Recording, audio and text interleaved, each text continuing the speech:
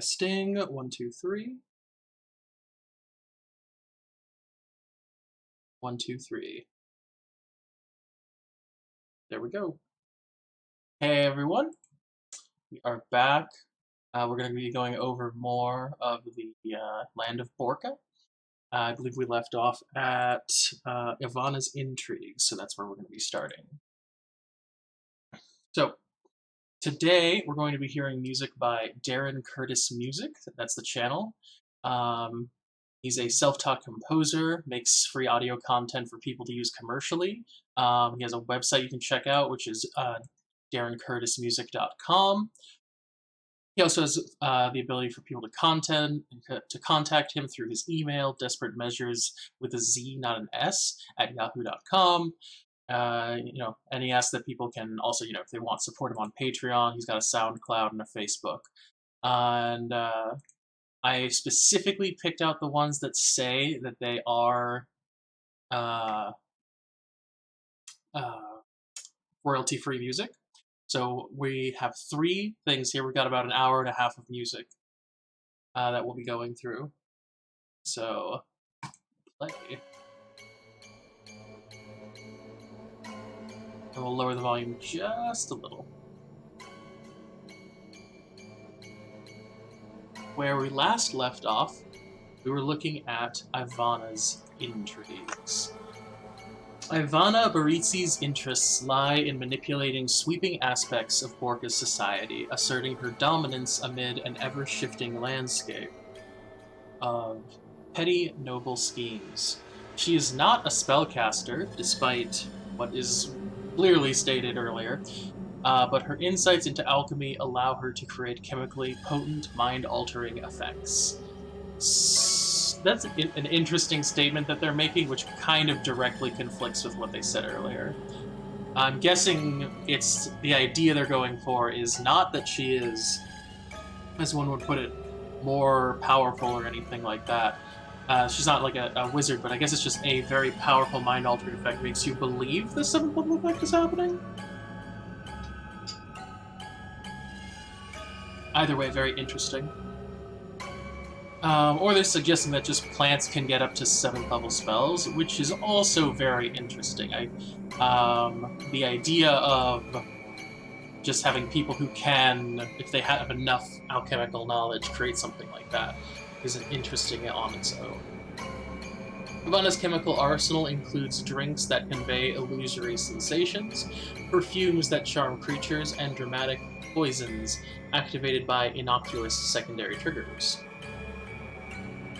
Through suggestion and by subtly exposing targets to her chemicals, Ivana convinces victims she's practically omnipotent. So lots of sleight of hand usage.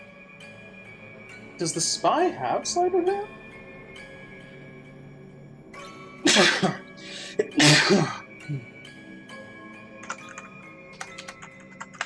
Let's check. She's a spy. Sleight of hand at 4? That's... I don't know.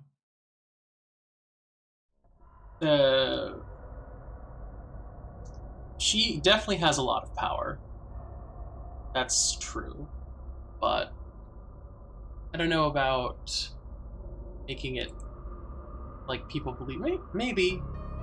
Like if she's especially smart about it and she doesn't have them. She never applies it herself. She just has it like it's on door handles and things like that. And then like she has like a rose or something and she like hands it to someone and that like makes the trigger happen. But interesting. Ivana convinces her she's practically omnipotent. Use the poisons in the DMG as a baseline for the effects she creates, and combine them with the effects of enchantment and illusion spells to design custom, non-magical toxins for her.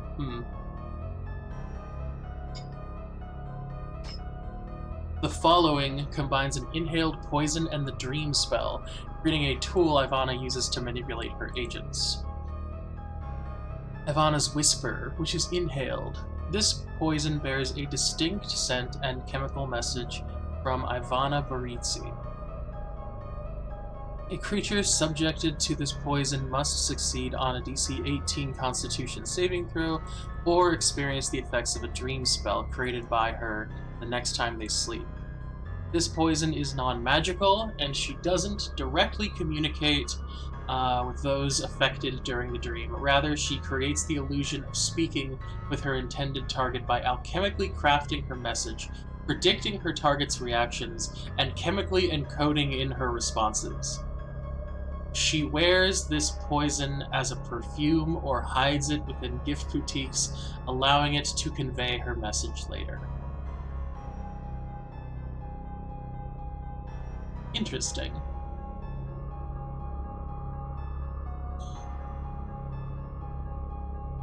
It's an inhaled poison, which is poisons are powders or gases that take effect when inhaled. Blowing the powder or releasing the gas subjects creatures in a 5-foot cube to its effect.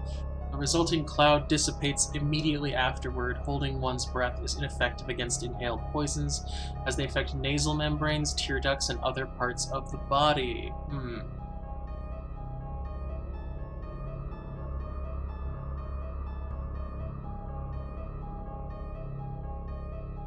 Chemically crafting her, predicting the reactions. Creatures subject to this poison must succeed on a DC 18 Constitution saving throw or experience the effects of a dream spell. Interesting.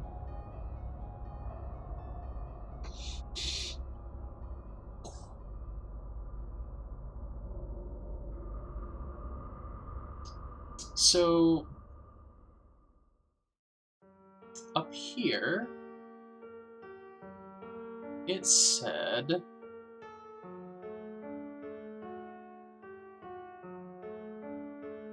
So this is non-magical.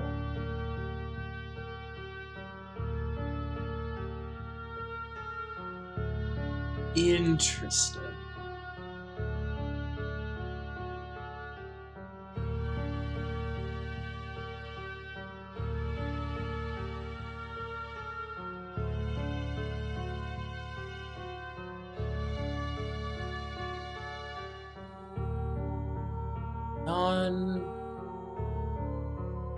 Non-magical magic. I don't think people would like that. I've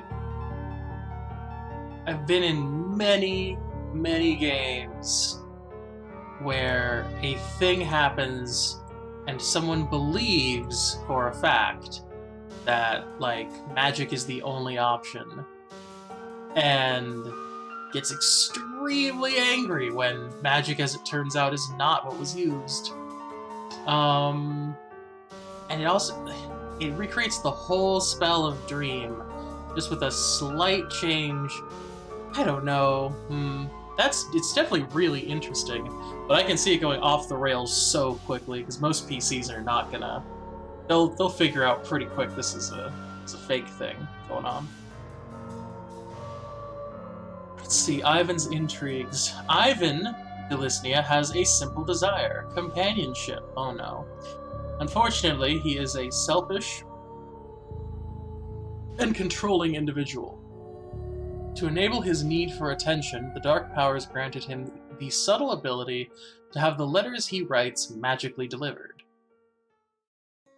Ivan uses this simple power for amoral, cowardly ends. On rare occasions, he will take his clockwork coach through to communities to watch for passerby worth writing to.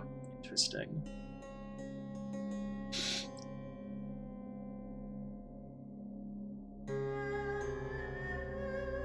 The Dark Lord's letters. Ivan's letters are supernatural missives relayed by the dark powers.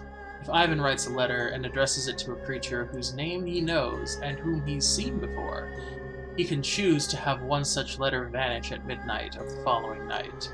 Only one. Interesting. That letter then will reappear in an unobserved but obvious space near the letter's addressee during their next long rest. Since it's all nobles, pretty sure it's always going to end up in their, like, you know, letter cabinet.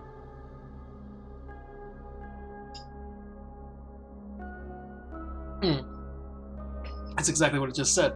The letter might appear among the recipient's mundane mail, on their bedside table, or among their gear. The letter's mysterious means of delivery is never observed. Ivan's letters can reach a target anywhere within the domains of dread. The Dark Lord knows. Ivan supernaturally knows the location of every letter he has magically sent within the last month. Pinpointed to within 1 mile. That's not... I mean, that's pretty good, but that's still a mile. As a result, he can tell that one of his letters is in a settlement, but not in which house. He also knows when his letters are destroyed. I wouldn't say that he would know it's in a settlement, but near a settlement, or around it, unless it, it's pinpointed vaguely in the center of the mile. Or I guess I don't know how big these towns are. The Dark Lord's demands. Ivan persistently pesters people with his letters, often fixating on 2 or 3 individuals. He writes frequently, using the facade of the recipient's secret admirer, a youngster in need of help, or a distant family member, though his lies fracture over time. His salutations are off-putting or childishly insulting, like, "Dear delicious knuckle," or "my preening pig face." Great. His letters' contents typically focus on him rather than the recipient, obsessing over his feelings, distractions, and self-indulgent rants. Inevitably, his cowardly cruelty will show through the letter as the letters grow increasingly possessive and insulting. He initially will coax the recipient to fetch gifts for him or to undermine his foes, but his requests culminate in insisting that the recipient joins him at De Gravo, the Dementlieu estate. Perfect. That's a really cool and interesting way you could take a party and have them just meet at the Dementlieu estate. Is just write, tell the party basically, be people who are susceptible to certain letters and things like that, and then just have them say what was the letter that was sent to them, and why they've decided to join up at De Gravo. So they're all guests coming in, meeting each other for the first time, and meeting all of Ivan's wonderful staff for the first time. And then you can just slowly needle in that something is kind of deeply wrong. Have one of the maids, her hand suddenly kind of goes limp all of a sudden, a complete just dropping of ability of movement due to the clockwork mechanism side falling apart, and then she kind of has to do this with her hand, and then they hear a clunk, and then she's back to work nothing happened. Definitely could be a lot of fun. Next is the Carnival. The Dark Lord here is Nepenthe. This is body horror and dark fantasy. Carnival flyers, colorful tickets, strange prizes from carnival games. It's interesting.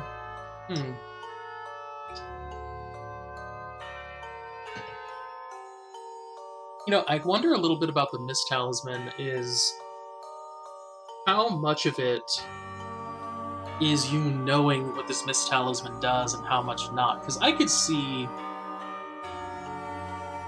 a party being vaguely aware that Mist Talismans are a thing, and they're we need to get out of here. Let's say they're in Ravenloft or Barovia specifically, and they know that they're in trouble. People are chasing after them, and they're there's only one way. We have to, Vistani are the only ones who can ever get out. We have to make a deal, ask for help, and go. And so then have the lady of the Vistani, I forget her name, hand over an item of some import or significance. But then you could also have party members have other Mist Talismans by accident. Because there's always little things that people will pick up, and you could just make a note, oh, hey, you picked up that, weird teddy bear with, the clown hat and the little painted-on teeth. That teddy bear is going to be fine, it's not a problem, but it is a talisman for the carnival. And so the party might have a plan to go somewhere, and then due to their actions, they're led somewhere else. Could be very interesting. Calliope music, garish flyers. Yes, it's a carnival. It's a traveling domain. It visits other domains. Then why does it need a Mist Talisman? Visibly marked as outsiders by birth, circumstance, intention, or talent, the troopers trade unique performances for show, for coin, or whatever else they need to survive. Although these entertainers are well-intentioned, sinister forces travel in their wake. The longer the carnival tarries in one place, the greater the threat to the performers and visitors. So it travels constantly lest the troopers endanger the lands they visit. Interesting.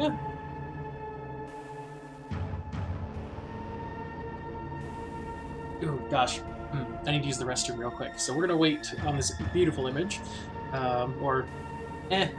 yeah, it's beautiful, whatever. Anyway, I'll be back in just a minute.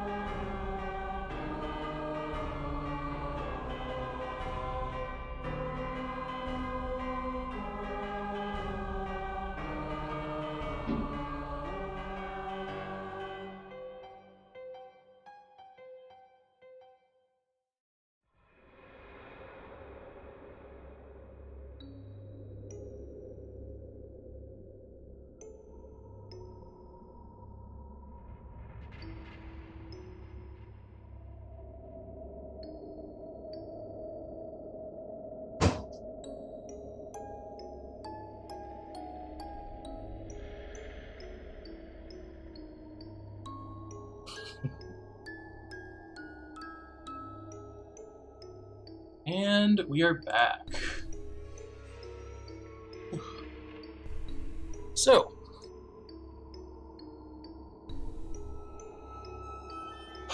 some minor things about the carnival. There are characters from the carnival. So what makes you different? What sets you apart from your birth family? Do you perform? How did you join the carnival? Settlements and sites.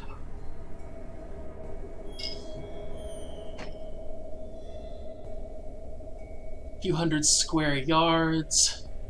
Horses, pack animals, 24 wagons.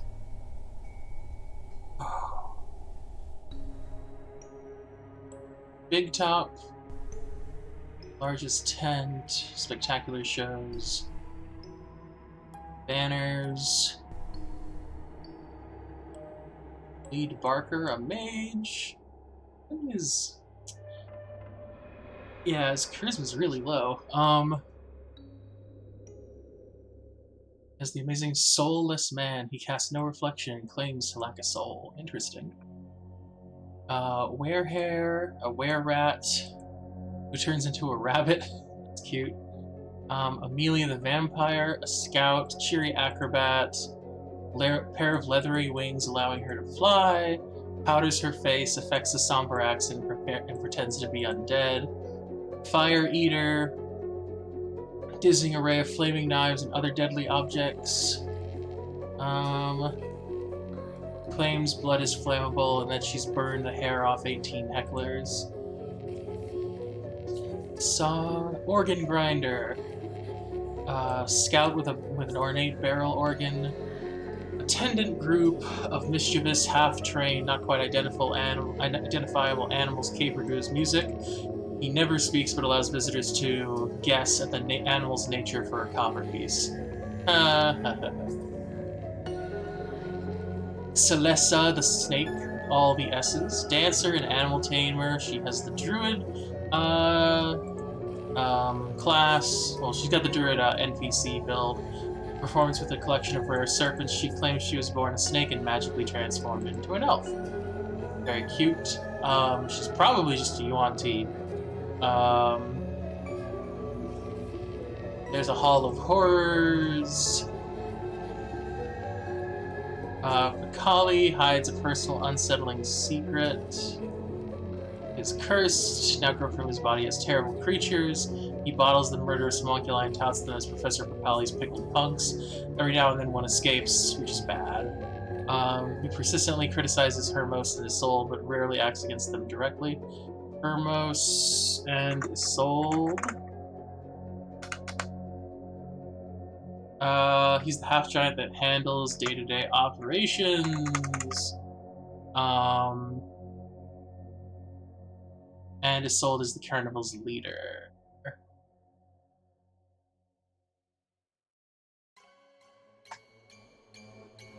Isolde and Nepenthe. Oh, Nepenthe is the sword. Right. Okay, that's very interesting. So Isolde is her own person, challenge rating 5, 82 hit points, 11 dice, damage resistance to basically everything on the planet, it looks like. Cold, fire, lightning, poison, bludgeoning, piercing, slashing. Yeah, that's a lot. So radiant and necrotic are the two that get her ticket. I wonder how good she is at fighting. What's her? She can plane shift. She can alter self. She can command and detect magic. The plane shift is really powerful. Why does this look faded? Right over here, it looks like really... Everything else seems fine, but that image seems really faded to me for some reason. Holy warrior devoted to a pantheon of elven deities. In this role, she defended the Feywild against dragons and demons and other threats. She got caught... Her heroics caught the eye of an archfey.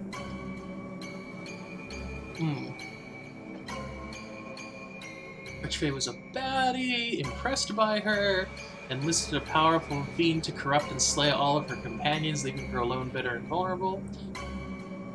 Then befriended her and offered to help her forget her terrible losses. Isolde became the master of a traveling Fey carnival that served as a gateway to Zybilna's domain. The carnival did what Zybilna hoped it would do. It brought comfort to Isolde and quelled her thirst for vengeance. Okay. Zybilna and Isolde enjoyed a strong partnership for years, but as time wore on, they grew distant until their relationship finally soured. Eladrin craved change, yet Isolde felt like she was frozen in time. She wished to leave the Fey Carnival and pursue other dreams, but Zybilna wouldn't hear of it and secretly used wish spells to make her place her devotion to the carnival above her desire to leave it. Wish spells! Multiple wish spells on this person. When the Fey Carnival crossed paths with another carnival, the Eladrin found the escape she longed for, orchestrated a trade with the other carnival's owners, a pair of Shadarkai elves, a native to Shadowfell. Isolde would become the master of the carnival, and they would become the masters of hers. To appease Zybilna, this arrangement would remain in place only until the two carnivals would cross paths again.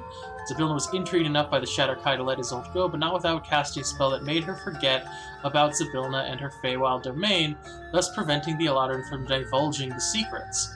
As a further punishment, Zybilna sent malevolent Fey creatures to hound Isolde and her Shadowfell carnival. She doesn't know who is behind this petty torment, nor does she care. Her hunt for the collar and her thirst for vengeance have become all-consuming. Carnival is the closest thing she has to her family and home, and she expects everyone who works for her to carry her weight. She endlessly overburdens herself, struggling to provide for those around her, as her hate for the collar drives her forward at any cost.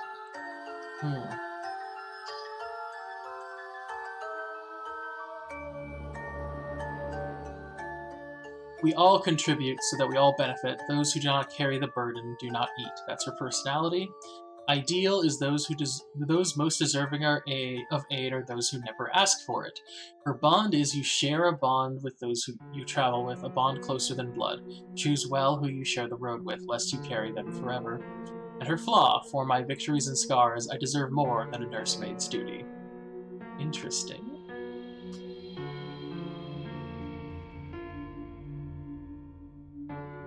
This is all the same. They say, like, Zybilna's not angry. Zybilna's not, like, awful. And it's like, no, this is really specifically, messed up stuff Zybilna's doing. Hunt for collar and her thirst for vengeance have become all-consuming. So Nepenthe! The Holy Avenger named Nepenthe, which is different, I suppose. Yes, it's sentient and neutral evil. Creates an aura. You and all friendly creatures to you have advantage on saving throws. 17 or more levels in the Paladin class, the aura increases to 30 feet. Nice. It's the same as the other one. Does it still do radiant damage? It does. It's just that it's sentient, and it killed a lot of criminals. Sword cannot distinguish between the guilty from the innocent. With each beheading, it hungers for more justice and blood. The sword is corrupt and irredeemable.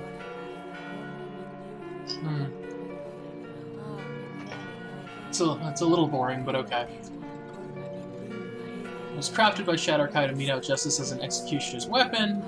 It's beheaded thousands of criminals, not all of whom were guilty for the crimes for which they were convicted. Okay, yeah. Nepenthe came to the carnival in the hands of a retired half-ogre who moonlighted as a sword swallower. When he died of old age, it was deemed the property of the carnival. Given to Isolde by the previous owners, who claimed the sword would help her protect the carnival against any threat.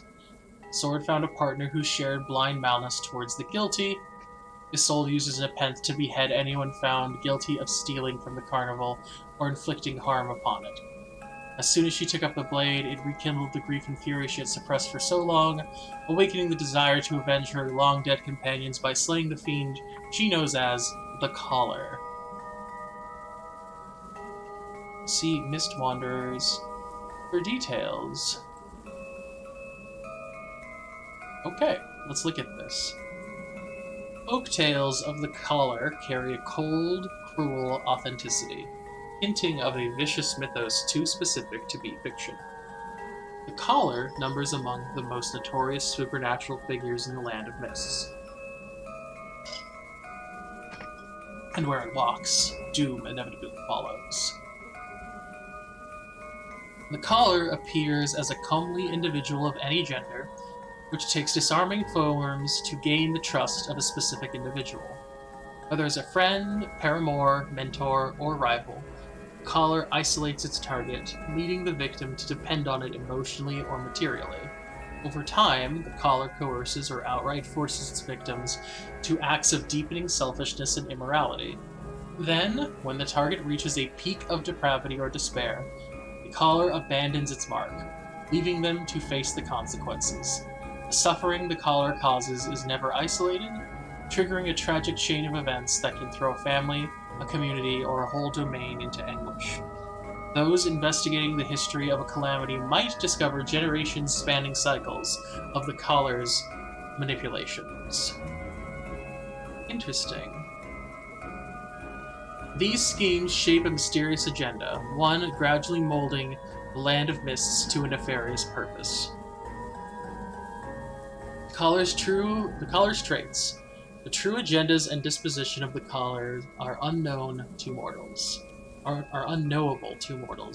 As the ultimate mimic, it can change its personality to reflect whatever most appeals to its current victim.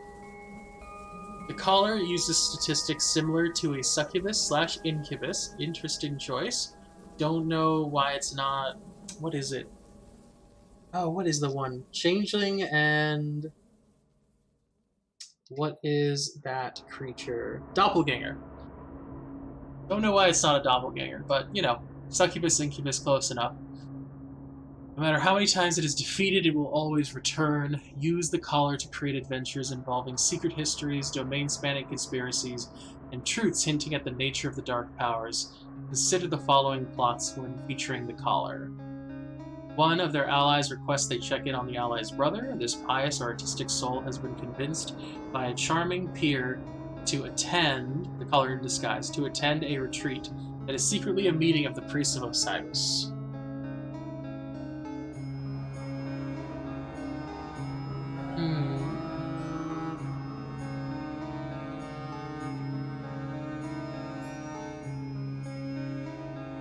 So it's the brother who's, okay, acting weird. An old friend will reappear in the character's life. Likeable and knowledgeable, but shy, this friend assists the character without recompense. Eventually, the friend, who is actually the collar, gets into trouble and needs the character to do them a number of increasingly unscrupulous favors.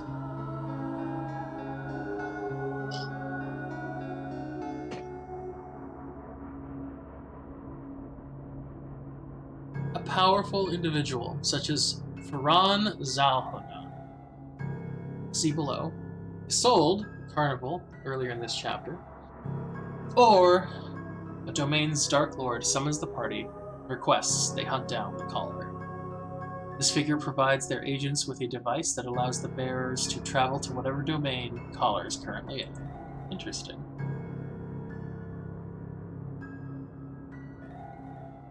So... Soul always chooses the Carnival stops based on her predictions of the collar's next steps, and in her pursuit forces the Carnival into danger, so be it. Only by ridding Isolde of Nepenthe can she truly escape the dark power's clutches. But Isolde will never part with the blade willingly, and if it is taken from the Carnival, the sword will always find its way back. In addition to having the properties of a Holy Avenger, Nepenthe is a sentient, neutral evil weapon with an intelligence of 10, a wisdom of 8, and a charisma of 18. It has hearing and dark vision out to a range of 60 feet. It can read and understand Elvish, and also speak Elvish, but only through the voice of its wielder, with whom the sword can communicate telepathically. When using telepathy to speak to Isolde, the sword can mimic the voices of Isolde's fallen companions as it drives her to catch the fiendish killer. Unlike Isolde, whose motivations are good, the sword is corrupt and irredeemable. So that's it? That's a Dark Lord of the domain?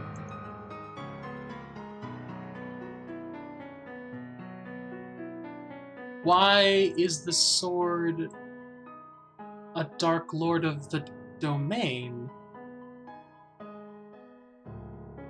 It didn't... Like, why do the dark powers... maybe there's more in a bit. Carnival travels through the mists and between other through dark powers, occasionally sets off. Carnival provides few means of escape. One of the few means of escape from another Dark Lord's domain. It ignores the closed borders of other domains. That's interesting to know. Other Dark Lords cannot travel with the Carnival to escape their own domains, however.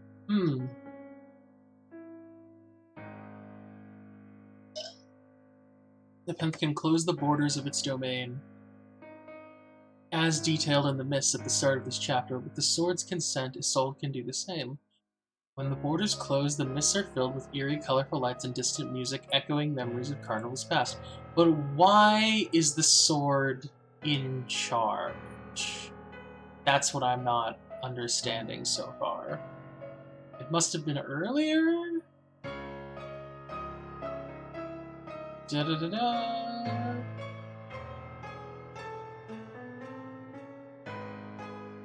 Isolde uses Nepenthe. To anyone harming. It rekindled all of her hate.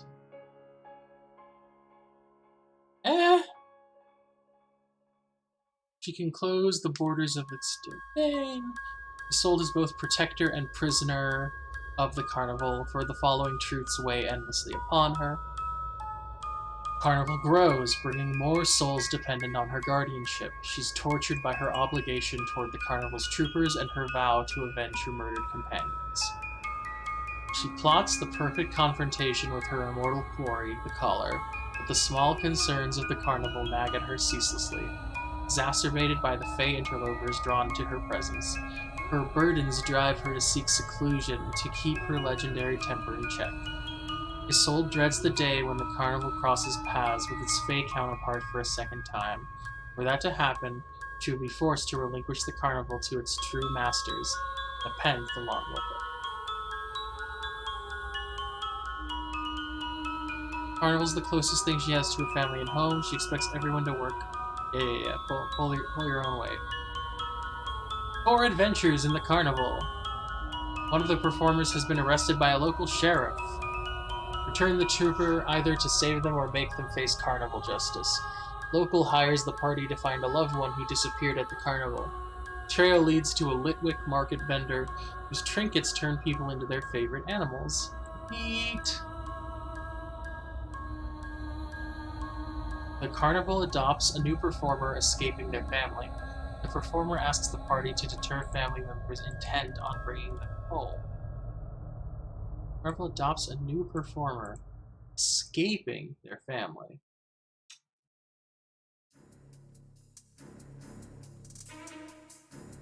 Okay.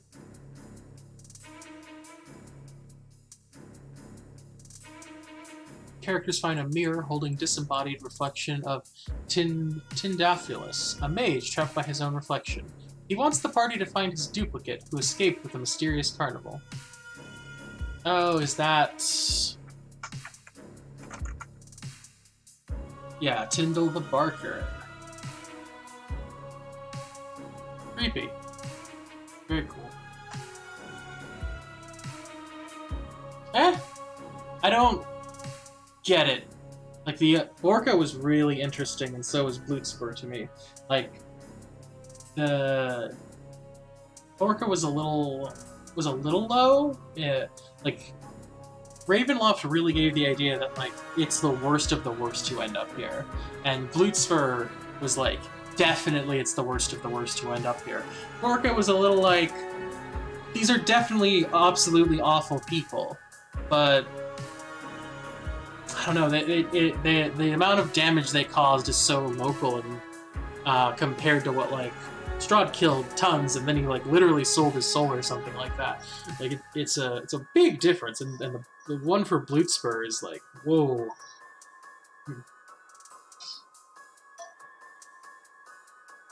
I guess that's kind of the point, is the domains are more looking for, like, specific individuals. So that might be it. It's very interesting. Darkon is a domain on the brink of destruction, with no Dark Lord. That's cool. Ashes of a corpse, coin stamped with Azalin Rex's face, tainted as spring water. The domain of Darkon has failed. Across the land, ageless monuments and magical wonders crumble before the shroud. The mists turned hungry. What happened? I read this with a friend, so I kind of know, but, like, this is so... Once the prison of the Lich Azalin Rex, Darkon stretched between two oceans, its lands filled with Gothic cities and the mountains of forgotten wizard tyrants. Largely ignoring his role as ruler, he dwelled in seclusion while manufacturing magical atrocities and manipulating prophecies to free himself from the dark power's grip. I remember this is the Lich that was, like, trying to create, like, a mega cannon spell or something like that to get himself freed. He finally succeeded orchestrating a magical event that shook the domain, the Hour of Ascension. He vanished, and Darkon changed.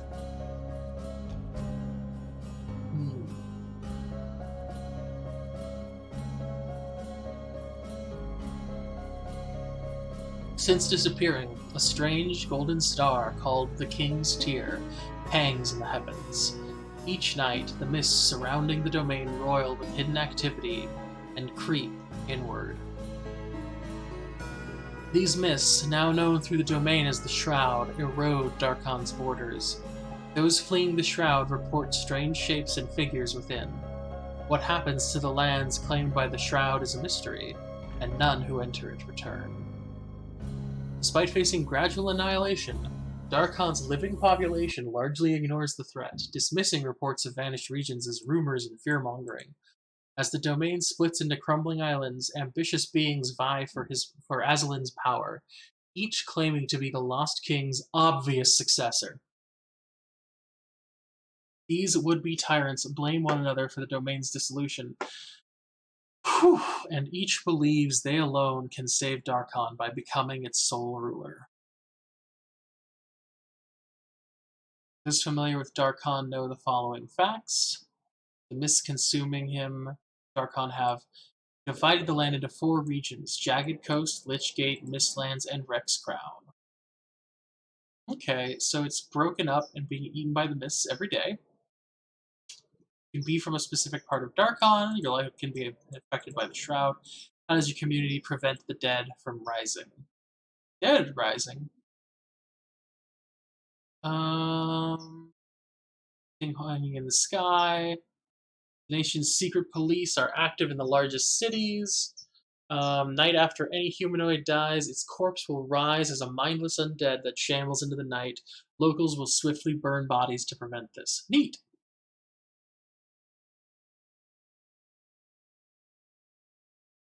I like the map.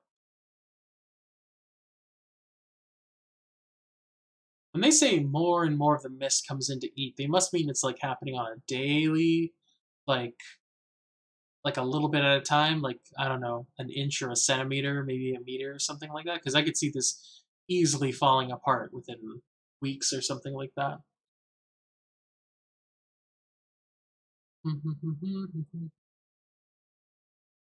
In the minds of Darkon's people, Avernus was the sanctuary of their aloof king and the citadel from which he watched over his people. The truth was it was a perilously haunted fortress, home to his deadliest servants and magical depravities. During the Hour of Ascension, that changed. And our music stopped. Let's see where we're at. Oh yeah, we're not done with the hour and a half, so let's just keep going.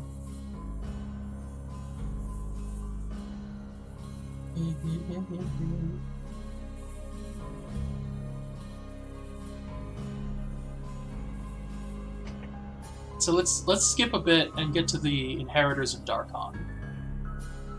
Since the disappearance of Azalin Rex, Darkon has been without a Dark Lord. 3 individuals strive to claim Azalin's place as the domain's ruler, though none know what that entails. None know what that entails? Oh my god. Additionally, these individuals cannot open or close the domain's borders. Alcio Baron Metis. Alcio was never close to her brother, Baron. even after a Kargot vampire turned them both into undead servants. When her creator was destroyed, Alcio and Baron went their separate ways. It took Alcio years to learn of her brother's death at the hands of Rudolf van Richten, a doctor from Rivalis. See the Mist Wanderers at the end of the chapter. We have this. Erasmus van Richten, kidnapped by criminals, changed into a vampire, slain by his father. Erasmus van Richten's teenage years have not been pleasant. They have not been entirely terrible, either.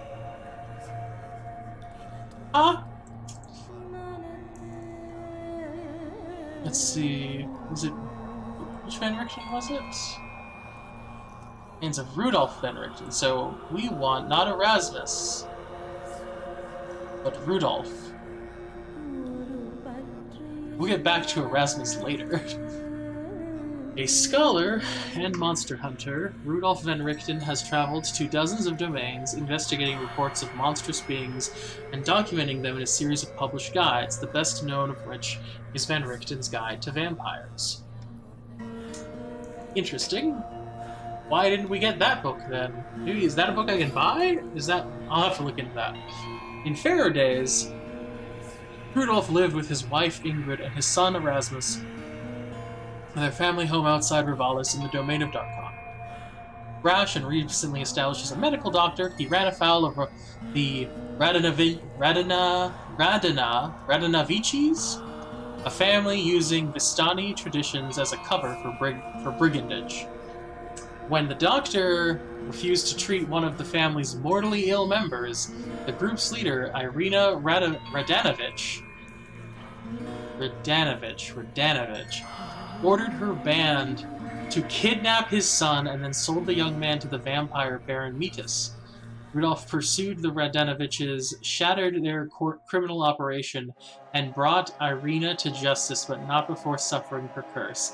Live you always among monsters, and see everyone you love die beneath their claws. In the weeks that followed, the curse took hold. Before he could track down and slay Baron Metis, the vampire had murdered both Ingrid and Erasmus.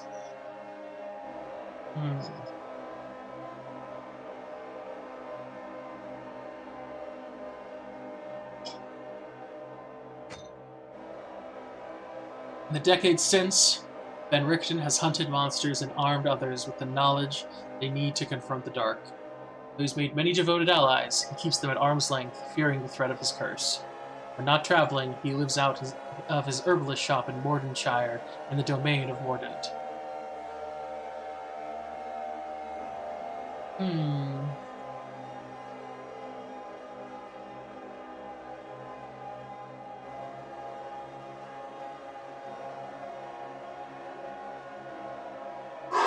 Says he provides mentorship to fighting the creatures of the night, represent him with the priest stat block, or Rictavio from Curse of Strahd. Consider the following plots when featuring Van Richten in an adventure. I guess it's a 5th level character. I guess that'll do. Long ago, he slew a supernatural villain who terrorized a community, but now that evil has returned. The party must seek out the Doctor, as only he knows the secret of defeating the creature, hopefully for good this time. One of his foes captures the Doctor and uses his name to correspond with adventurers, luring those who would learn his secrets into a deadly trap. Interesting.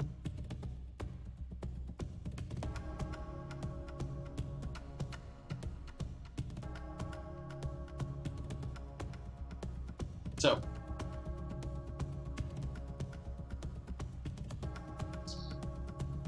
after her brother had been killed, that's the one who killed her. Her brother is the one who killed his son and wife. Okay.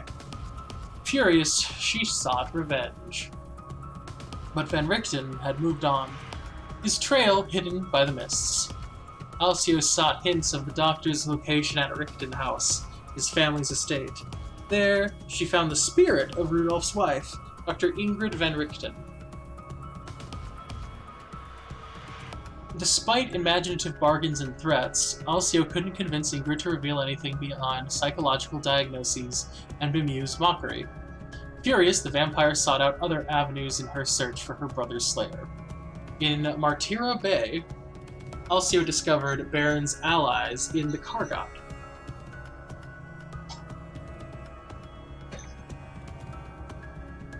Through audacity and violence, she adopted her brother's rank and the fiction that she held a noble title. As Baron Metis, Alcio flourished in the criminal and espionage communities the Kargot dominated.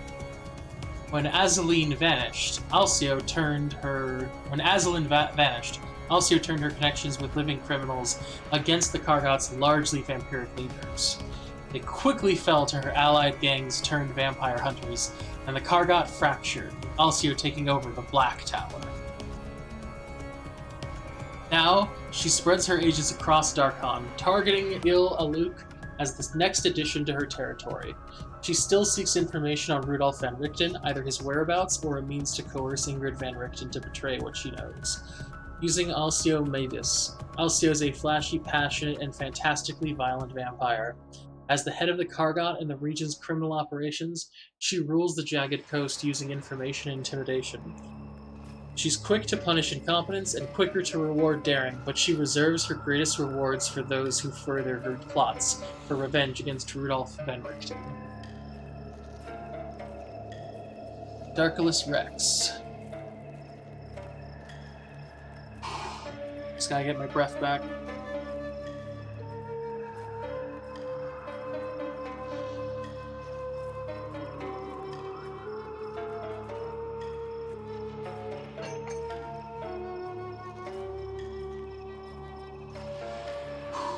During her annual midnight submergence in the deepest of Nevichar Springs' miraculous baths, Cardina Artazas, community's thrice reincarnated elder mystic, received an apocalyptic vision from the spirit of the pools. Throughout history, the waters had cryptically spoken to members of the Eternal Order. Now Cardina interpreted their message as a personal mission to prevent the end of the world. Having heard of the Shroud, Cardina delved into the libraries of her order. There, she discovered writings alluding to the land, the ancient, and their reliance on one another. She surmised that Darkon needed not just a ruler, but a heart. Though most thought of Azaleen as Darkon's only ruler, there was once another, Darkon Rex, its first king. Through magic and chemical manipulation, Cardina summoned the spirit of Darkon Rex, the tyrannical wizard king who ruled prior to Azaleen. Cardina's magic worked, causing a mysterious entity to inhabit her order's sacred pools. Now she dedicates the Eternal Order's resources to what she believes is a necessary evil, nurturing a reborn tyrant who tests her resolve as he demands ever greater magical reagents and sacrifices. Darkon Rex is a necrocore who cares little for the survival of Darkon, and might not even be the ancient ruler. The elf archmage Cardina Artazas desperately believes she's doing what must be done, including corrupting her order to save her homeland. Ooh, I've seen these. The Necrocore. A being of living blood, formed from the ichor of evil gods, or the sludge in the crypts of failed liches. Despite the loss of a solid physical form, these foul creatures retain their terrible intellects and aspire to megalomaniacal goals, the first of which involves regaining a body. To do this, they seek servants to exact their will, coercing even the most stubborn potential minions by turning their own blood against them. Necrocores prove exceptionally difficult to destroy, as they leave a trace of their essence within the veins of every creature they've controlled, and can regenerate from those creatures' blood.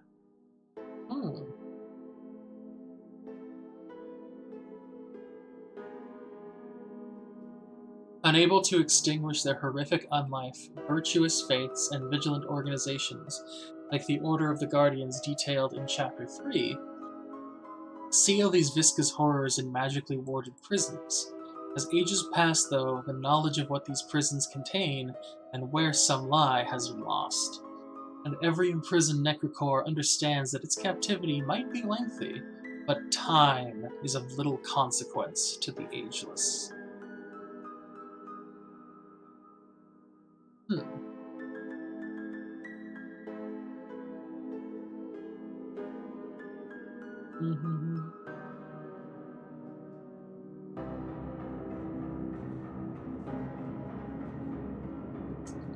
So in the stat block, rejuvenation just says they come back after D10 days where they died.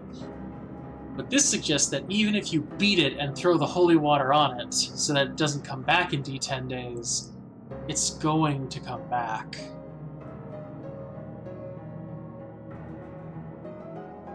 A lot of people really like it. It is very cool. It's a 9d8 creature.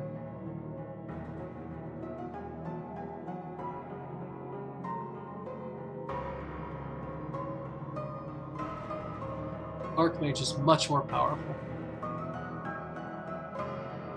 Madame Talisveri Eris. The members of the Eris family stand proudly as Il-Aluk's foremost artisans of the grand craft of lying.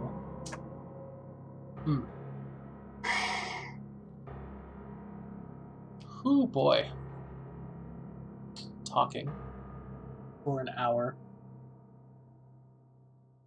Despite its ancient name, the family has long endured crushing debt. Through poise and predatory business dealings, members have clung to their rotted estate, Palaskell, as the fortunes of Il-Aluk's elite withered.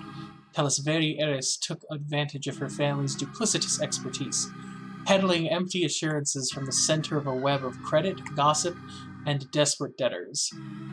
Bubbly and fantastically vain. Ooh, that picture. Madame Eris would appear to be a woman of nearly 80 if her attempts at magical age defiance had not resulted in her permanent invisibility. The result of imbibing a flawed magical elixir meant to make her look younger, her invisibility has persisted for decades. She uses avant-garde fashion and gallons of makeup to create the face she presents publicly, as well as presenting numerous alter egos, fictitious family members such as her miserly cousin, Halpernista, her foppish nephew, Oscanor, and her bewilderingly ancient and perpetually furious sister, Lady Tatsal. Part of me asks why I go through all this trouble, but, you know, that's for Dark Lords to decide on their personal lives.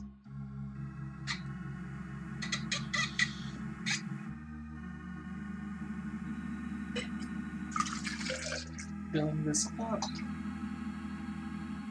Madame Eris hosts elaborate balls at Kalaskell, outside Il-Aluk, during which she privately meets with attendees, learning their woes and tempts them into exploitative business ventures. She plays the nostalgic elder aristocrat who themes her events around bygone decades, featuring period entertainments and fare that only she remembers, since they're largely lies of her creation. On the night of each full moon, she hosts a private event, gathering her loyal and indebted associates.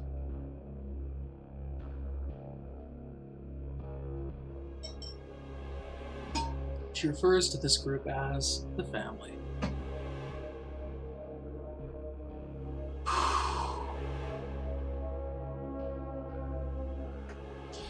As she deeply exploits these entitled young nobles, she leads them to believe they're key to restoring Il-Aluk's grandeur.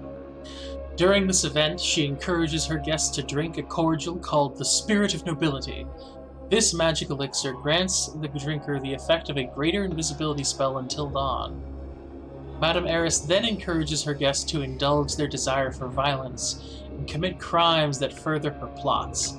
Residents of Illuluk stay indoors during the new moon, believing hateful spirits walk the streets then. Yeah, I can see that. Using Madame Eris. Madame Eris is a human noble. Her body is permanently invisible, but her cosmetics and clothing aren't. It takes her at least 10 minutes and copious cosmetics to create a visible form. She dresses in a fashion typical of her desired appearance or of a fictitious family member.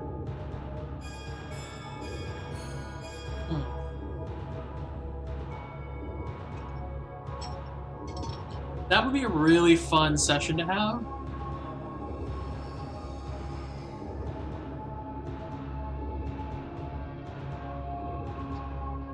Is have her be playing the family members with the party. Like, each party member knows a different member. And so she invites them all to the castle, and every 10 minutes she's swapping to have conversations with different people. Very cool.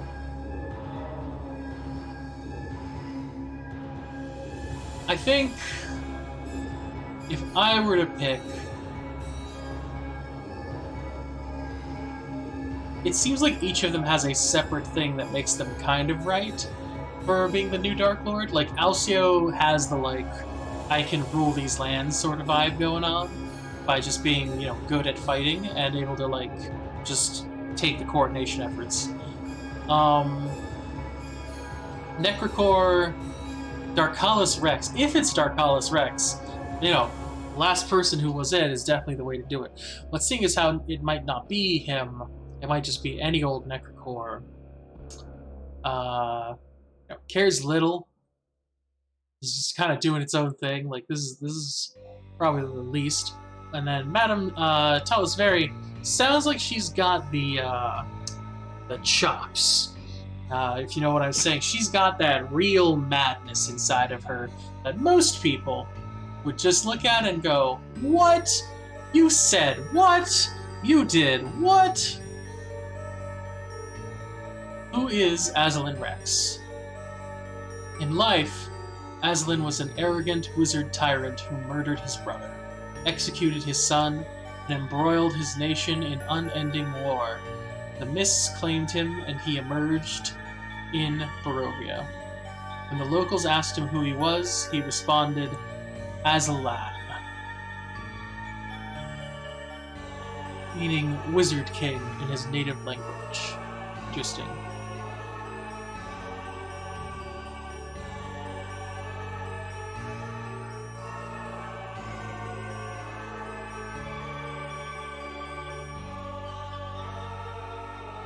It's interesting he emerged in Barovia. In Barovia, he formed a truce with Strahd von Zarevich. From the Count and the land's ancient ruins, he learned much of the nature of the Domains of Dread. Azalin and Strahd attempted to escape Barovia multiple times, but failure and resentment eventually turned the villains into vicious rivals. Azalin forsook Castle Ravenloft and re-entered the Mists. His own domain, Darkon, took shape around him. Few understand the nature of the Domains of Dread and the Dark Powers more astutely than Azalin. The Lich considered the Dark Powers his personal rivals and spent centuries concocting audacious plots to escape Ravenloft. With the Hour of Ascension, he may have succeeded. Some adventures you can have in Darkon. Party learns how to destroy the Heart of the Abyss, a relic held by the Order of the Guardians and hunted by a demon called the Whistling Fiend. The Night Hag, Styrax, has created a device called the Rift Spanner that she plans to use to escape the Domains of Dread. She just needs to transform a few hundred innocents into larvae to power it. A ship captain offers to take the characters away from Darkon, but only after they deliver a trunk full of alchemical supplies to Madame Eris at her family's estate. Merchants hire the party as protection from the pirate ship Bountiful. Captain Damon Scrag raids not only for loot, but for flesh to feed his ghoul crew. Who is Damon Scrag? Okay. Only gonna show up once. Fair. Researchers from the Bratislava Institute require assistance to aid in investigations into fields such as necrolinguistics and temporal archaeozoology. Murders plague the wealthy families of Red Leaf Lake. Locals seek aid from the characters. Unaware, the bitter dowager Demita Adler exacts a generations-old revenge from her dilapidated home. Interesting.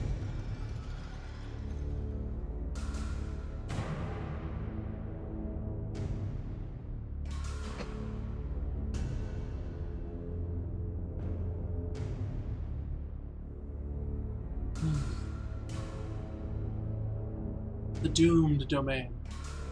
Unlike domains that feature claustrophobic, tightly themed horror, Darkon provides a setting for a horror-tinged quest with the highest possible stakes. The specifics of such a campaign involve the characters engaging with a handful of elements: fate, hope, allies, rivals, dread, and a campaign climax. Use this section to generate an outline for a campaign focused on the doom of an entire domain. This is kind of cool. So there's a couple sections of this that's very nice. The Secrets of Darkon's Doom. When Azalin Rex disappeared during the Hour of Ascension, Darkon lost its Dark Lord, and the phenomenon called the Shroud began consuming the domain. When preparing your campaign, use the Darkon's destruction and Azalin's fate tables to establish an idea of why Darkon is being destroyed. Darkon's destruction. With Azalin gone, Darkon has no purpose. Shadowfell is reabsorbing the demiplane. Darkon is being consumed to fuel magic funneling from Castle of Vernus into the King's tier. The Hour of Ascension was an attack. Invaders are using the Shroud to disguise their assault. The priests of Osiris are draining life magic from Darkon to empower the imprisoned vestige of a wicked deity. See, I don't agree with a lot of these, but at least they're options, you know what I mean? Like, I like the Darkon has no purpose, and so it's like falling apart and you need a new Dark Lord idea, but these are also, other options, which is great, I think. Because, it could just be some really powerful magical dude from one of the other domains who's like, yes, I have the power now, I will take over it bit by bit. I use magic to make this shroud that slowly encompasses. It looks exactly like the mist, but it truly isn't. Azalin's fate. Destroyed, slain by failed magical experimentation. A rival, or the dark powers. Okay.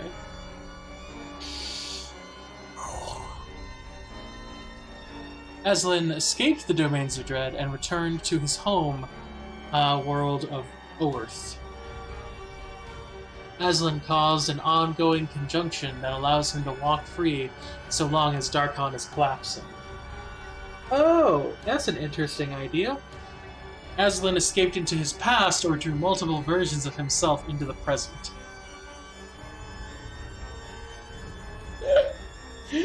That fourth one's funny.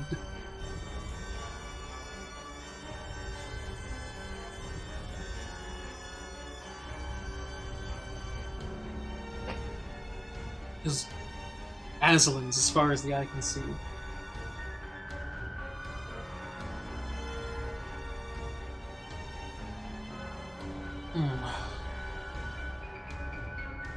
The Shroud. During the day, the mists around Darkon can be traversed as normal, allowing creatures to travel between domains or regions of Darkon itself. At night, though, the mists surrounding the domain turn deadly and encroach on the land, sometimes by infinitesimal degrees, other times in unstoppable floods. The fates of those claimed by these surges is a mystery. If a character experiments, a taste of this threat can take the form of damage, stress, fear and stress in Chapter 4. or a glimpse of the deadly forces lurking beyond. Don't outright slay characters who encounter the Shroud, but make sure the experience reinforces the threat to all Darkon.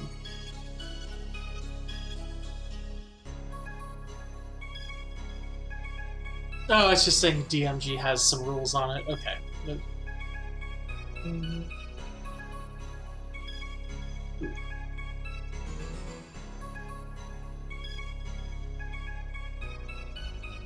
Ooh.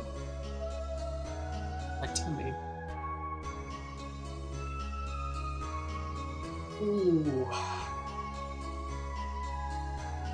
My tummy. Alright. Darkon's Deliverance. Darkon can be saved. Characters might discover a possibility on the Darkon's salvation table, leading them to goals on the means to save Darkon table. Find or restore Azalin and return him to Darkon. Present the Dark Powers a worthy new Dark Lord. Bestow a symbol of rule upon a new Dark Lord. Free Darkon from the Shadowfell. Merge Darkon with another domain. Trick another Dark Lord into entering Darkon. That's funny. Just have another...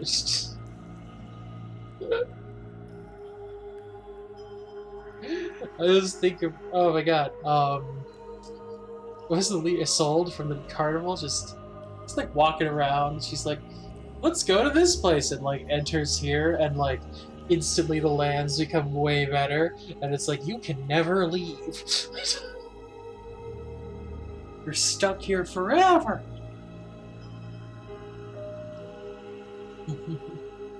Means to save Darkon. The pieces of Azalin's shattered crown. The Rift Spanner, a portal-making contraption. A hidden amber sarcophagus that contains the last vestige of a powerful evil being. Like amber sarcophagus. That gives me the idea of the Tyrannosaurus Lichosaurus. The Lichosaurus Rex. It's a Tyrannosaurus Rex that chose to become a Lich. It roars.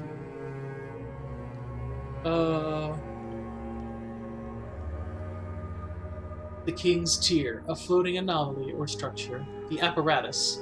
See Mordant in this chapter. We've looked at the apparatus before. Something about the mists or the domains of dread? The blood of Strahd von Zarevich, fundamental to the nature of the domains of dread. Oh, that's interesting. Strahd von Zarevich's blood is fundamental to the nature of the domains of dread? That's important to know. I gotta use the restroom. I'll be right back. Have a good one.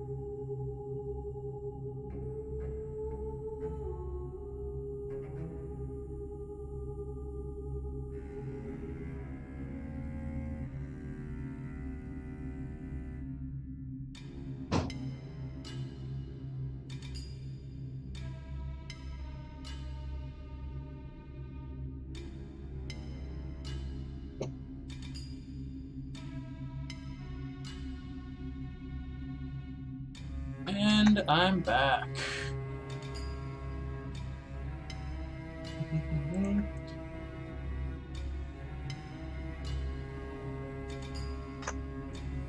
Let's see.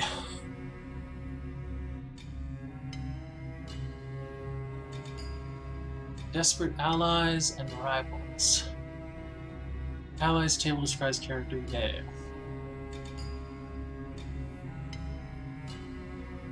Ooh! Eric Zelhonen, the mournful spirit of Aslan's son. Aslan's son after he came to Darkon? Also, wait, going back up.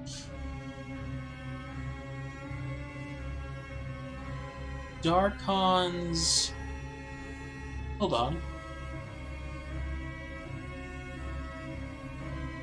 Cardina summoned the spirit of Darkalis Rex, a wizard king who ruled prior to Aslan.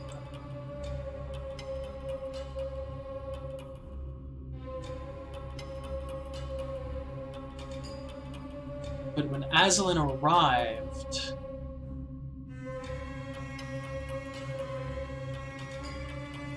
he went to Barovia.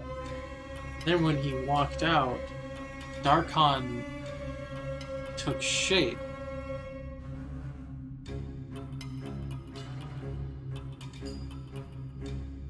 That's really interesting. I hadn't thought about that.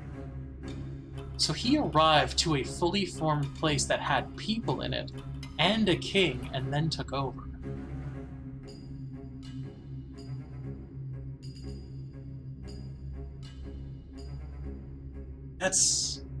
That's pretty wild.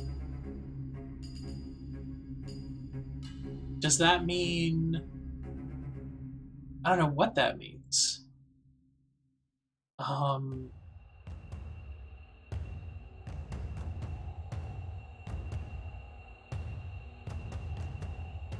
so is Aslan's son... Did he have his child while in Darkon?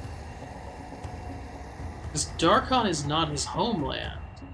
Like, Strahd's homeland is his homeland.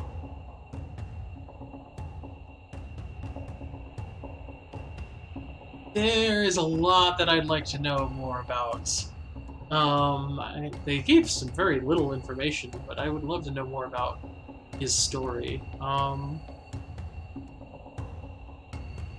Let's see. The Order of Guardians, ascetics who isolate dangerous magic and prevent supernatural ruin. They're doing a great job, by the way. Cardina Artazis of the Eternal Order. Dr. Ingrid Van Richten, a scholarly spirit who haunts the Van Richten house near Rivalis. The Ray Agency, investigators based in Matira Bay. And Skeever, Aslan's infamous... you can trust Skeever. Rivals! Alciomedes and the Kargot. Darkalis Rex and the Eternal Order. Madame Talisveri Eris and family. Eva Shieth, Aslan's Black Shadow Dragon advisor. Cursed artifact held within an Order of Guardians monastery. Aslan's Shadow, an echo of the Dark Lord. Hey, Matt. Hey, how's it going? It is good. I just finished helping teach a friend politics. Don't understand how that works, but good. It's good. How the government functions on a basic level. Right. I've never heard it is good in conjunction with politics. So I mean, everything is politics. It's good to learn about how it affects you. When did you want to do streaming again together? I still haven't. Whenever's good. Like whenever's good with you is whenever's good with me. I'm just kind of okay. Yeah. Just not not next Wednesday because I believe you said you had something and then I have something else that day. Yeah, I have the doctor's appointment for a sleep study. Yep. So here's an interesting thing about Darkon in general. So Darkon has no lord right now and is slowly falling apart. Like everything is going away, being ripped apart.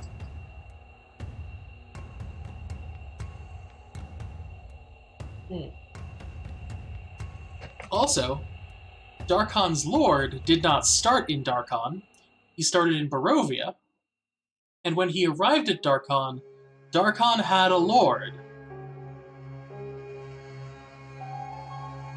And then he took it. It's wild, right?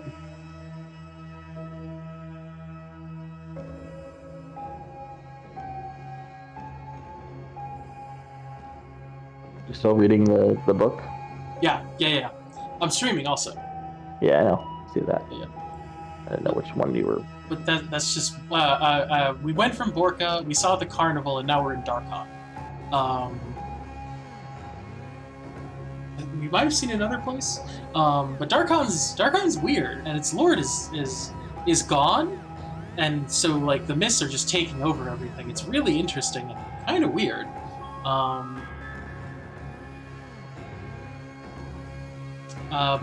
They're... We'll go with the Dread in Darkon real quick. Dread possibilities. While the Shroud poses a domain-spanning threat, other dooms threaten adventurers in Darkon. Consider the grim omens and lurking terrors of the Dread and Darkon table as recurring threats in the adventure. 1. A prophecy will foretell the character's involvement in Darkon's salvation or destruction and comes with 8 unavoidable omens. 2. The characters were involved in the Hour of Ascension and share a dark gift. 3. One of the characters is the perfect vessel for a new Dark Lord or Aslan's rebirth. 4. The party is forced to work with an evil being, one from the Darkon Rivals table or another Dark Lord. 5. The dead of Darkon wish to aid the characters, flocking to them in a growing legion. That one's cool. That's kind of awesome. Yeah, I'd like that. 6 is the characters suffer desperate fractured dreams sent from mysterious allies or their future selves, warning them of calamity. I like the future self one. Because I imagine the, 8-inch 7-whiz barbarian being the one who's sending the messages. Bust. Slap. Good stab. Just like he calls all of them. They all have the same nightmare, the same horrific nightmare, and he says something like "Do not pet the pony."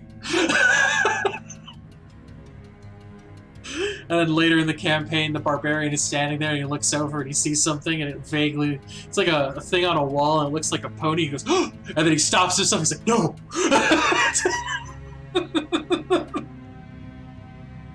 Everyone else looks at him like he's crazy. They're like, what's going on? He's like, we do not pet the pony, and points at the little hieroglyph. And they just look at him and they're like, okay.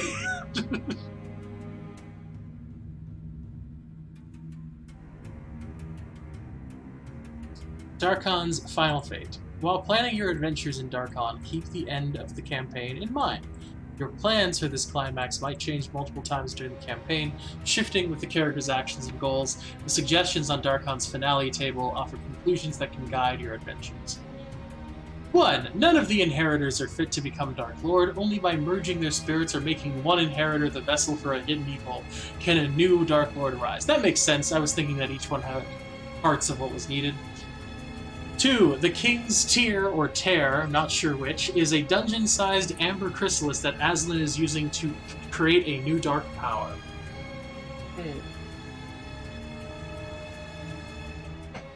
Characters must find the Black Shadow Dragon Ebisheth and convince her to help infiltrate the floating construction and shatter it from within. 3. Aslan believes the only way to escape the domains of Dread is by shattering their linchpin, the first domain, Barovia. He has escaped Darkon, but the next stage of his scheme must be stopped before he destroys all the domains. 4. Each of Aslan's inheritors holds a piece of the Dark Lord's crown.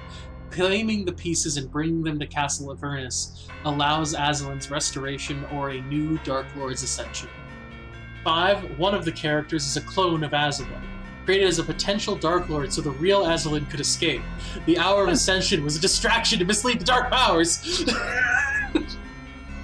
Yes. That is amazing. Yep. 6. Aslan changed time so he never became a Dark Lord. The characters must follow Aslan into his past and ensure his deeds attract the Dark Powers' notice.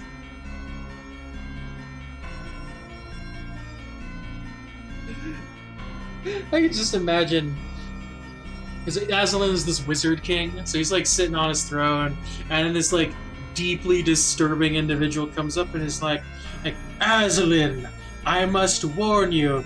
And he's like, why should I take any of your warnings with any modicum of seriousness? And then like the old like really messed up person grabs Aslan by the throat. He's like, listen here, you little shit! I've spent the last 6,000 years trying to figure out how to come back in time just to tell you what not to do. Damn it, Aslan, listen to me. Ultimately, whatever course you choose, the characters in horror stories rarely escape unscarred. Perhaps a character or one of their allies must make a dramatic sacrifice to save Darkon or become the new Aslan. Or perhaps Darkon is irrevocably doomed, and the characters must choose which piece of the fractured domain will survive. In any case, whenever a new Dark Lord rises or Darkon is otherwise spared, one nightmare's end is likely another's beginning. So that was... Darkon's kind of neat. I like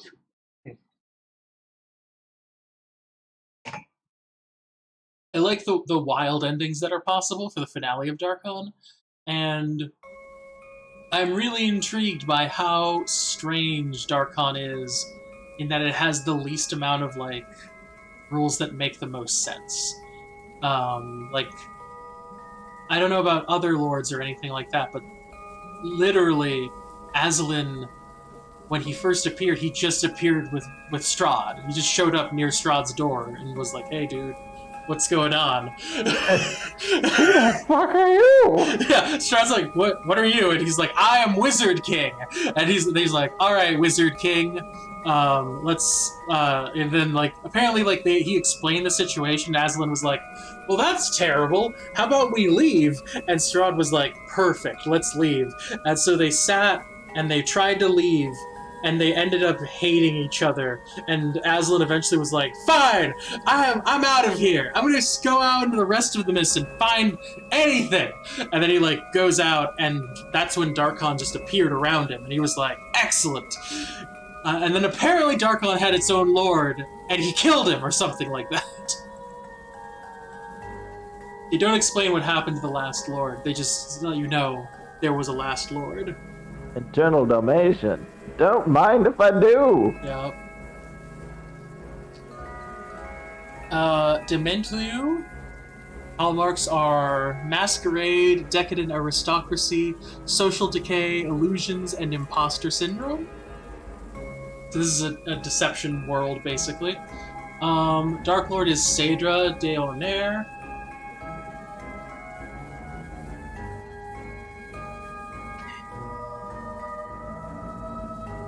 Genres are dark fantasy and psychological horror. And the mist talismans for here are like jeweled or feathered masks, articles of well-worn fine clothing, and shoes made of glass or gold. Let's just make sure that's, yeah. So, I'm not gonna go over Dementlieu very much, because it looks like it's mostly just... it looks like the main difference is just the theming of it being like masquerades and decadent aristocracy. And I'm not trying to just read all of the thing to everybody.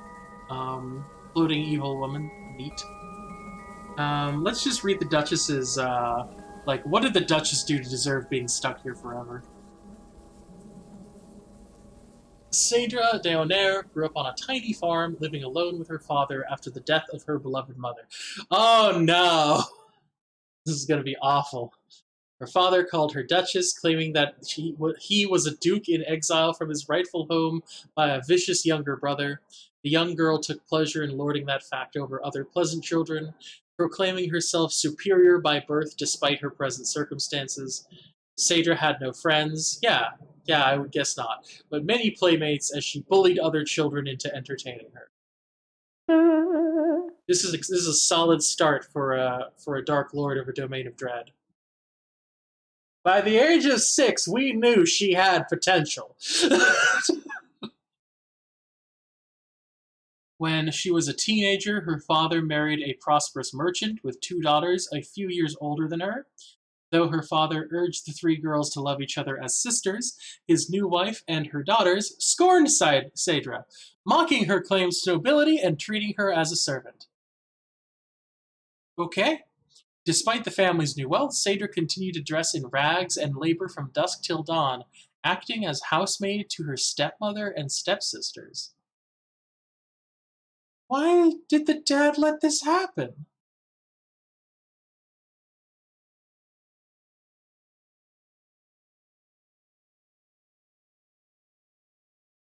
Anyway, a harder blow descended when Saedra's stepmother casually mentioned the death of a duke who ruled nearby. Saedra's. Oh, hey, Darkon. I just imagine all Dark Lords started with the old stop hitting yourself bit. That's so true. It's probably how these all start. Um, a harder blow descended when Saedra's stepmother casually mentioned the death of a duke who ruled nearby. Saedra asked if this duke was her father's wicked brother and if his demise meant her father could reclaim his title. Her stepmother and stepsisters laughed at her, and her father admitted the truth. He'd been only a servant in the duke's household and fled when he was caught trying to steal silver from the kitchen. Ooh. Saedra refused to accept this bitter truth for some reason. Fleeing the house, she went to her mother's grave and begged the departed spirit to aid her. A kind, grandmotherly figure appeared and granted Saedra's wish, bestowing on her a magnificent gown and fine jewels to attend the masquerade ball that celebrated the coronation of the new duke. Saedra rode to the ball in a stately conjured carriage, determined to kill the duke and claim his title. Yes, yes, Saedra. Take that Cinderella story and just wrench it. At the ball, the glamour around her made her irresistible to the Duke, and they danced together for hours. Saedra began to contemplate an alternative to murdering the Duke. She could marry the poor fool. Most times I feel bad when a character calls someone else a poor fool, but honestly, in the Duke's case, I feel for the guy. you know? Yeah. And become the Duchess she always believed herself to be. Oh no. As the clock struck midnight, there it is, terror stalked the ball as guests started rapidly sickening and dying. The plague afflicted the Duke and Saedra as well. As they lay dying in each other's arms, the Duke gasped a fateful confession. He was not the son of the late Duke, but of a servant in the Duke's household. The Duke, unable to have children of his own, claimed the servant's infant son and raised him. Later, that servant was caught stealing from the kitchen and fled the house with his young daughter. So, yeah, enraged to discover the Duke was no more a real Duke than her father, and worse, that he was her brother, Saedra drew her blade and drove it into the pretender's heart. She stumbled out of the palace, but the plague claimed her on the stairs.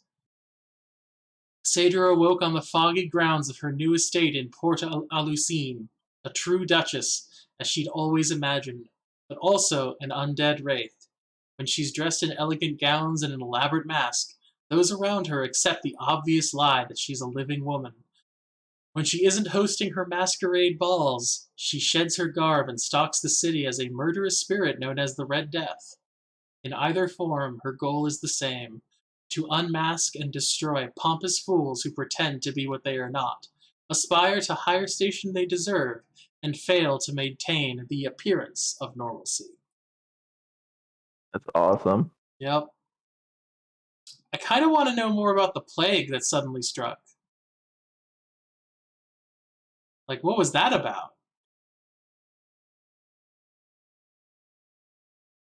Saedra's powers and dominion, her form is as vaporous as her claims to nobility. Oh! Shade from the author.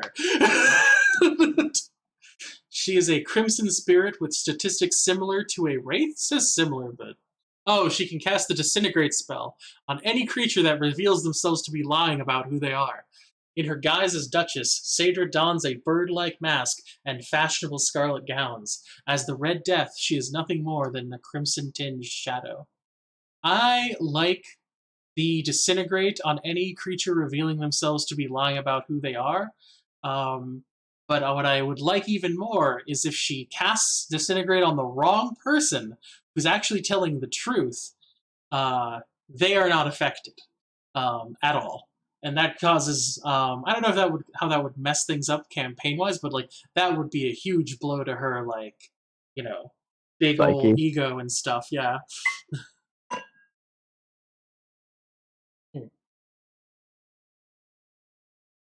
So in her guise as Duchess, she dons a bird-like mask and fashionable scarlet gowns. As the Red Death, she is nothing more than a crimson-tinged shadow. Do you think it's that, like, everyone is magically compelled to follow the lie, or it's that, like, they just go along with it? I have no idea. Let's see. Um, those around her accept the obvious lie that she's a living woman. So I guess they all know. When she wants to close the borders of her domains, the mists don't rise. Rather, those who try to leave find themselves roaming the lands of Chateaufour. Stately houses stand atop gently rolling hills amid lush farmlands and vineyards. But the houses never get any closer, no matter how long one travels. And sooner or later, travelers always find themselves back on the outskirts of Port a Lucine. That's like the best closing the borders I've read yet. When you close the borders, you're just stuck in a really nice farmland area. Right? I mean, it's awful, but it's not poison. It's not killing you. It's not Sadra's torment. Duchess Sadra is finally the noble she always wanted to be, but a number of circumstances prevent her from enjoying her reign. One, she is plagued by fear of being unmasked and having the truth of her origins revealed. She projects her insecurity outwardly, accusing others of her own sin as she delights in unmasking frauds and social climbers. While hunting the streets as the Red Death, she seeks her lost family. She resents but longs for her father, but she still fears her stepmother and stepsisters. She occasionally receives vague letters in their handwriting. Chateaufour. In their handwriting, Chateau. I don't understand that. She occasionally receives vague letters in their handwriting Chateaufour. What does Chateaufour mean? I don't know. Time to Google Chateaufour.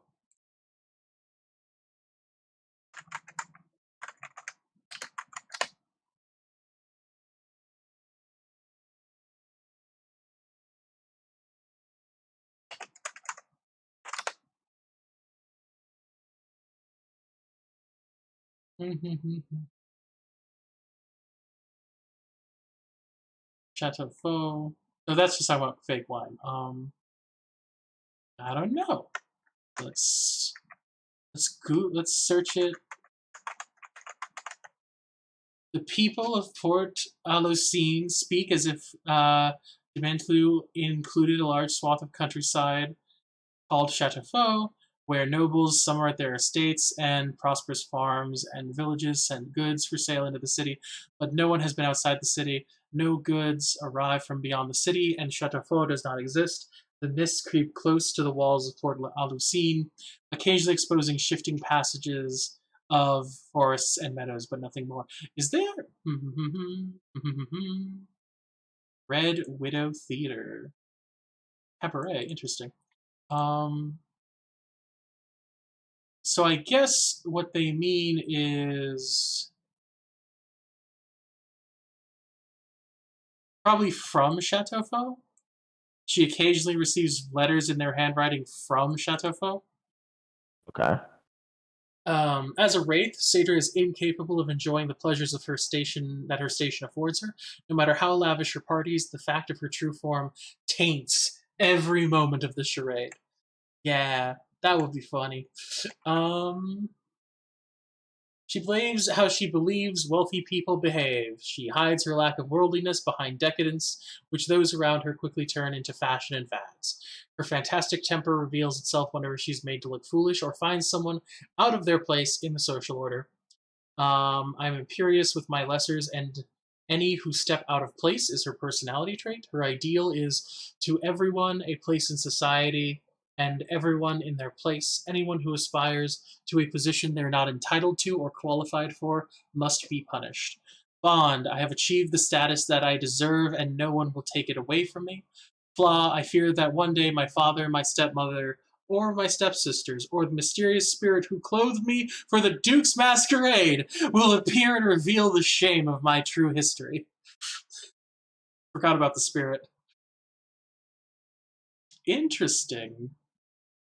So there's Grand Masquerade, there's stuff on social niceties and dancing, random complications. An angry guest with a costume identical to a character's accuses them of stealing the idea. That's hilarious. If the Duchess unmasks someone at the ball, read this text to the players and describe what happens unless they intervene. She screams, "You!" And then a piercing voice cuts through the noise of the ball. Music stops and conversations hush as all eyes turn to Duchess Sadra and the poor fool she's confronted. The mask falls from his terror-stricken face as the Duchess raises her hand. "You dare intrude into the sanctity of my home," she intones. A hunched, ghoulish footman, clutching a dustpan, scrambles forward. "You defile my grand masquerade with your unworthy presence? I condemn you." With those words, a chill wave emanates from the Duchess, and the unmasked figure crumbles to dust. The Duchess turns away, the ghoulish footman starts sweeping up the mess, and everyone around you pointedly returns to their own business. If the adventurers attract her wrath, they are unlikely to cower in fear as she pronounces their judgment and gathers the energy to destroy them. They might try to flee, which could lead to a chase involving her servants or guests. If the characters attack her, even if defeated, she won't remain so for long unless she is first unmasked as a frog. Not doing so terminally hampers the character's entrance to Dementlieu's society. I think it's fine. I think you could open with killing the lord of the domain, and then just like screaming "party" and then like partying for the next few hours. Yeah. I'm pretty sure that all the lords will be fine with it. Oh yeah, totally. Yep. So that's Dementlieu. Dementlieu looks kind of interesting, and its map is definitely there's like bits of farmland, and then like Sea of Sighs, Lucine Bay, Pernault Bay. There's a legend that I can barely read because it's in handwriting. My biggest issue with many things is when they make it obviously in handwriting, and I'm like, but yeah, that's a pretty good. That's an interesting place. I don't know why the plague happened, and that I'm more interested in. Yeah, it's only referenced 3 times. Plagues, they happen, man.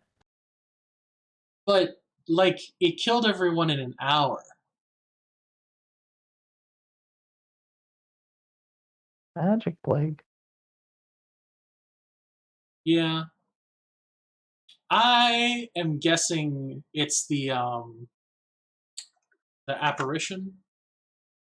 I'm betting it gave her those clothes and the conjured thing, and it and that's what caused it all. You know?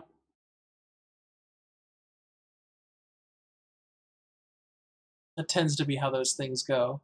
Is the magical entity does some kind of a weird, complicated no you Uno double triple thing on people. Anyway, next is Falkovnia, the domain that is besieged by the dead. It's a disaster horror genre. Hallmarks are dwindling resources, fickle hero worship, impending disaster, suspicion, totalitarianism, and zombies. Good old zombies. Yep. Mist talismans are arms marked with the blood falcon. I'm hoping by arms they mean like weapons, but no. Yeah. Bloody Spearhead. Yeah, okay, yeah, definitely not, because Bloody Spearhead is the next item. Correspondence from Lakar, sample of zombie flesh. Great. Um, the days of the living are numbered in Falkovnia. The people would flee if they could, taking their chances in the mists, but they aren't allowed that choice. The military has turned against the people, making them prisoners within their own country. With cudgel and pike, the soldiers of Falkovnia force every commoner into grueling labor, rushing them to raise fortifications and scrape scrawny roots from the dirt. Every lash strike, every day of meager rations is necessary, or so the soldiers claim, because time is short and the dead are coming. Falkovnia is a land besieged. There is empty countryside, surrounding ruins or crumbled cities. A few desperate pockets of civilization survive, carrying on not out of hope, but out of fear of the land's merciless soldiers. Led by General Vladeska Drakov, Falkovnia's military organizes a desperate and occasionally effective defense against an implacable foe, the ever-growing armies of the dead. Who's the Dark Lord? I believe it is General Vladeska Drakov. Yes, Vladeska Drakov. The general trying to save everyone is the Dark Lord in this instance. Oh, that's kind of cool. Yep. It'll be interesting what they do with it, because a friend of mine, I wasn't reading it too much, but a friend of mine wanted to see kind of some of these sections, and he was not super impressed by, and neither was I at first, at the idea of the guy trying to save everything is the bad guy, you know? But if your people want to run away from the zombies and you're killing them to make them fight the zombies, yeah, that might be a problem. So,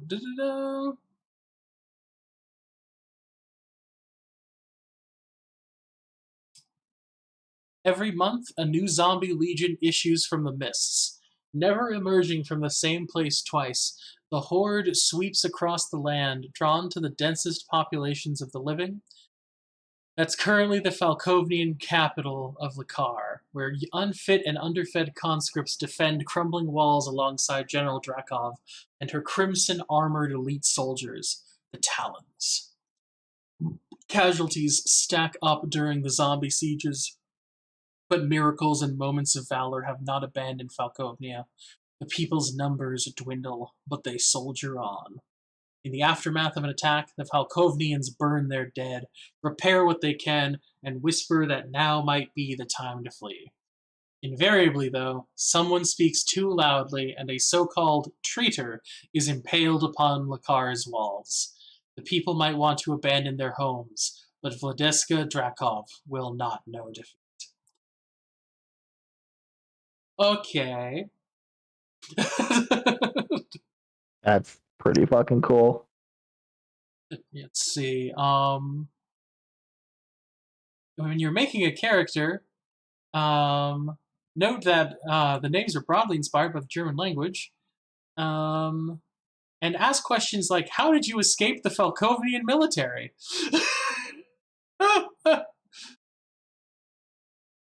How did you escape the zombie hordes? What do you care for in Lakar?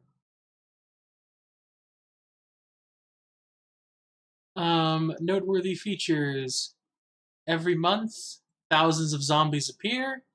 Ruins cover Falkovnia. Elite soldiers patrol the land. There is only one punishment for any crime in Falkovnia: impalement. Great. Individuals earn public or military esteem for special acts of heroism dubbed Trueborn of Falkovnia. These national heroes are treated well, but the fickle public turns against them if they're perceived as not doing enough to end the invasion. Interesting. I like that. That is a very cool Dark Lord. This might be similar to the people being the Dark Lord thing we talked about a while ago. Look at how messed up this map is. Just undead everywhere on it, and mists, and yeah. I wonder why it's so hard Let's see. How would you defend it? God, there's a lot of water.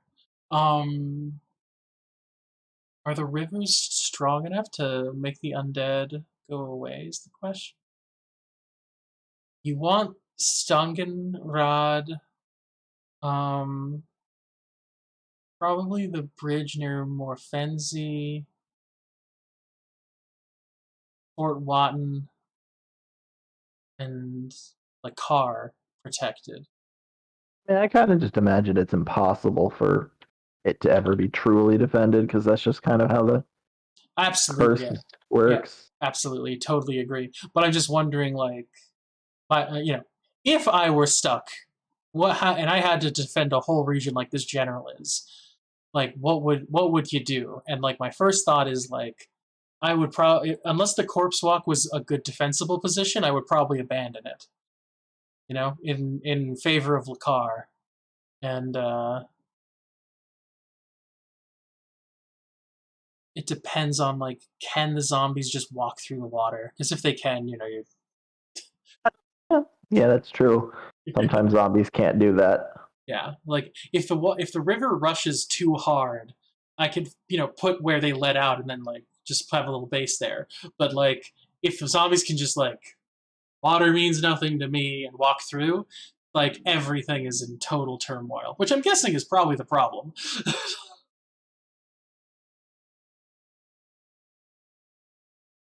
Let's see. Still, bastions of civilization hold out against the undead infesting the land, while dangers more as terrifying than zombies lurk in hidden places. Lakar, where is Lakar? Lakar is that one. Oh God, Lakar is not a great spot. Lakar is not a great spot for defense. But Lakar is that one spot that I said you would want to defend that. So the only city left in Falkovnia, Lakar bears the brunt of zombie invasion. The old city outgrew its walls multiple times since its founding, leaving its districts divided by fortifications. Oh, perfect. Hmm.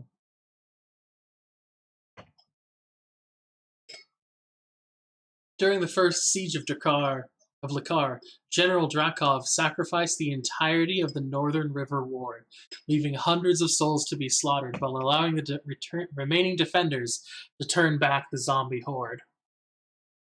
City survivors face harsh consequences. Talon soldiers patrol the walls and streets, keeping peace in the cramped city slums that now fill the city. Um, Troops lead civilians outside the walls to scavenge from ruined settlements and work the fields of abandoned farms, but their harvests are never enough for the city's survivors. Though bitter and desperate, soldiers live marginally better than civilians, being assured of daily rations and housing in the Bastion Ward, the Talon's only district around City Hall where General Drakov established her command center. From here, Drakov orders daily public executions as conscripts dispense supplies to the masses, and she plans how to resist the next zombie attack. So this feels a lot less like a real place. You know what I mean? Really, that's the intent. This is a Yeah. I a just magical town that is forever under siege. do they come back when they die sometimes though? I'm asking because Barovia had a specific thing that said this is how bad things are, but also there's still enough growth that there's more people being born than there are souls. And so I'm wondering that about what's going on in Makar here and going on in general with the Falkovnia. Mm. What up, Higgles? Hey, we're streaming Ain't just so no you know. thing but chicken wing. I think you said ain't no thing like a chicken wing. But a chicken wing. Ah, yes. Let's see. Skipping ahead a bit, Vladeska Drakov. In the world of her birth, Vladeska Drakov was known as the Crimson Falcon, leader of a peerless mercenary army called the Falcon's Talons. She and her troops executed 1,000 ancient grudges and petty atrocities in a land of bitterly feuding royal families.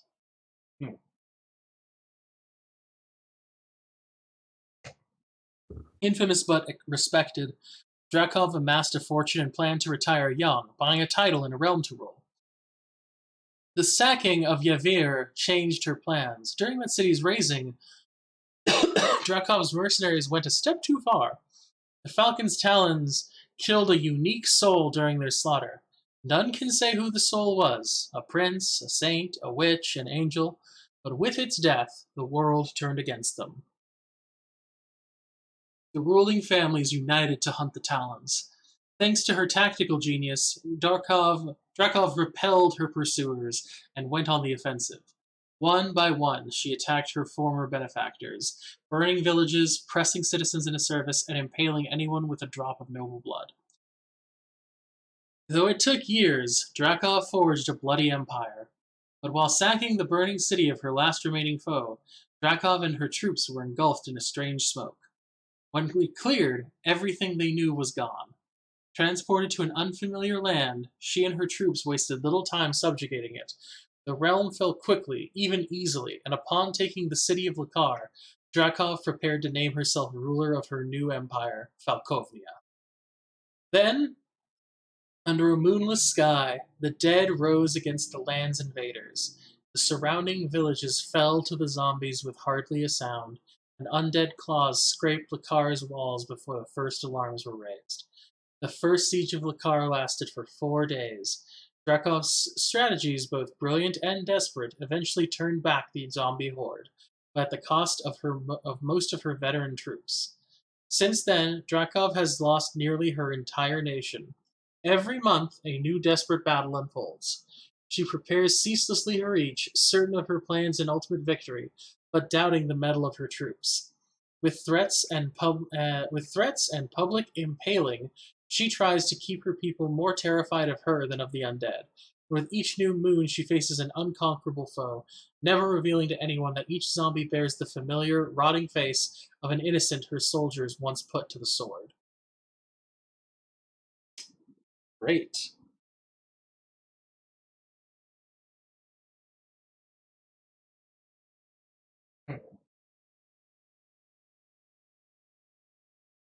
That's wild. Okay.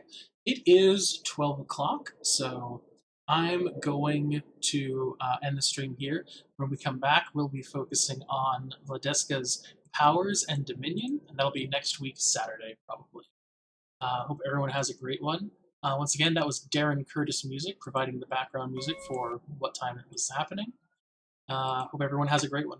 Talk to you guys later.